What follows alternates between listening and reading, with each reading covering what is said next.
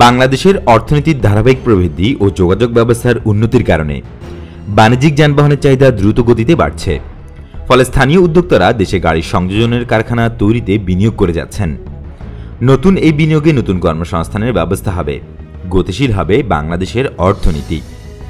নিটল নিলয় গ্রুপের চেয়ারম্যান আব্দুল মাতলুব আহমদ জানান, বাংলাদেশের অর্থনীতির দ্রুত উন্নয়ন হচ্ছে, সেই সঙ্গে বাড়ছে বাণিজ্যিক যানবাহনের চাহিদা। এছাড়াও যেহেতু সরকার নসিমন করিমনের মতো অবৈধ যানবাহন কমিয়ে আনছে, তাই এদের বৈধ বিকল্পের চাহিদাও বাড়ছে। প্রকৃতপক্ষে চাহিদা এতটাই বেড়েছে যে আমরা শুধুমাত্র সংযোজন করার পরিবর্তে উৎপাদনের দিকে এগোচ্ছি। পিকআপ ট্রাক সংযোজনে নিটল নিলয় গ্রুপ ও ভারতের টাটা কিশোরগঞ্জে একটি কারখানা করেছে। যৌথ অংশীদারি এই কোম্পানিটির নাম নিটা। দেশে বাণিজ্যিক যানবাহনের উৎপাদন বাড়লে দুই দিক থেকে ভোক্তারা উপকৃত হবেন। এতে একদিকে যেমন দাম কমবে, তেমনি হঠাৎ বৈদেশিক মুদ্রার বিনিময় হার বাড়লেও যানবাহনের দামে প্রভাব পড়বে না।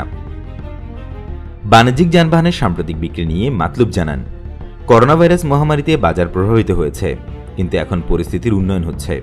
আমি আশা করি 2022 হবে বাণিজ্যিক যানবাহন খাতের জন্য একটি অসাধারণ বছর। এদিকে ইফাদ অটোস বলছে, যেহেতু স্থানীয় অবকাঠামোর উন্নয়ন হচ্ছে, বাণিজ্যিক যানবাহনের স্থানীয় চাহিদাও একই সঙ্গে বাড়ছে। 1988 সালে থেকে ইফাদ অটোস ভারতের অন্যতম শীর্ষস্থানীয় বাণিজ্যিক যানবাহন উৎপাদনকারী প্রতিষ্ঠান অশোক লিল্যান্ডের যানবাহন বিপণন করছে।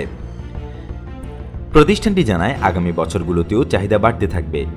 দেশের দক্ষিণাঞ্চলের মানুষরা এখন লঞ্চ সেবার উপর নির্ভরশীল, কিন্তু পদ্মা সেতু নির্মাণ কাজ শেষ হওয়ার পর এই অঞ্চলের কমপক্ষে 7টি জেলার পরিস্থিতির পরিবর্তন হবে, অর্থাৎ বাণিজ্যিক যানবাহনের চাহিদা বেশি থাকবে।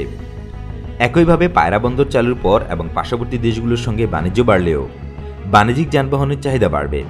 এই সম্ভাবনা সম্পর্কে ধারণা পেয়ে অনেক প্রতিষ্ঠান বাংলাদেশে তাদের যানবাহন সংযোজন করার চেষ্টা করছে। সাম্প্রতিক সময়ে এনার্জি প্যাক পাওয়ার জেনারেশন কোম্পানি ঘোষণা দিয়েছে যে তারা চীনের একটি গাড়ি নির্মাতা প্রতিষ্ঠানের সহযোগিতায় গাজীপুরের শ্রীপুরে তাদের শিল্প পার্কে ডাবল কেবিন পিকআপ উৎপাদন করা শুরু করবে। এই বছরের প্রথম দিকে তারা এই শিল্প পার্ক উদ্বোধন করবে। এনার্জি প্যাক বলছে, বাণিজ্যিক যানবাহনের চাহিদা দেশের অর্থনীতির সঙ্গে তাল মিলিয়ে ওঠানামা করে। আমাদের অর্থনীতিতে ভালো সুযোগ থাকায় আমরা 2015 সাল থেকে বাণিজ্যিক যানবাহন সংযোজন শুরু করি, বলছে এনার্জি প্যাক। বর্তমানে এনার্জি প্যাক 8টির মতো নতুন মডেল বের করেছে।